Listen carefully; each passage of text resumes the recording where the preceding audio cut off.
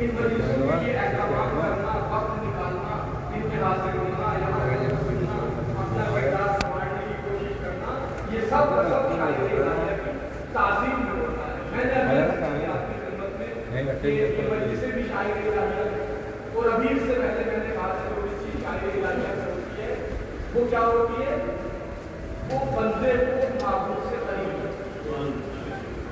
تو جب یہ شاعری الہیہ وہ چیز ہے جو بندے کو معبود سے قریب کرتی ہے، تو یہ مجلسیں بھی شاعری الہیہ کرتے ہیں. تو پھر مجلسوں کو بھی تو ہمیں اللہ سے قریب کرنا چاہیے، اور ہمارا یقین ہے کہ یہ مجلسیں ہمیں اللہ سے قریب کرتی ہیں. اور اگر کوئی سوال کرے، اعتراض کرے کہ آپ نے دعویٰ کر دیا کہ یہ مجلسیں اللہ سے قریب کرتی ہیں، ہمیں تو ایسا نظر نہیں آ رہا ہے.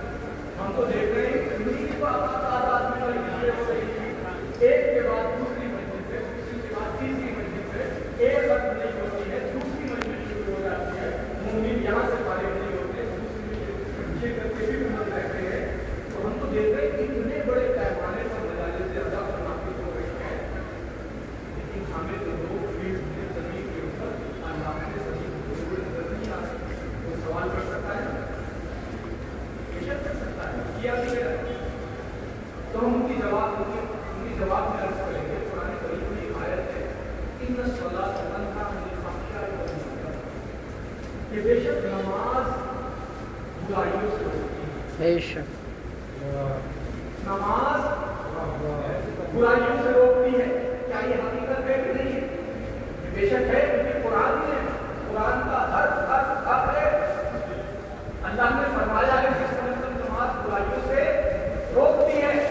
اب اگر ہم پلٹ کر کے پوچھ لیں، یہ تو بڑھا ہے بات، لیکن جب ہم زمین پر نظر ڈالتے ہیں تو ماشاءاللہ سے کتنے زیادہ نمازی مسجدوں میں، مسجدوں میں جگہ بھی نہیں ہے.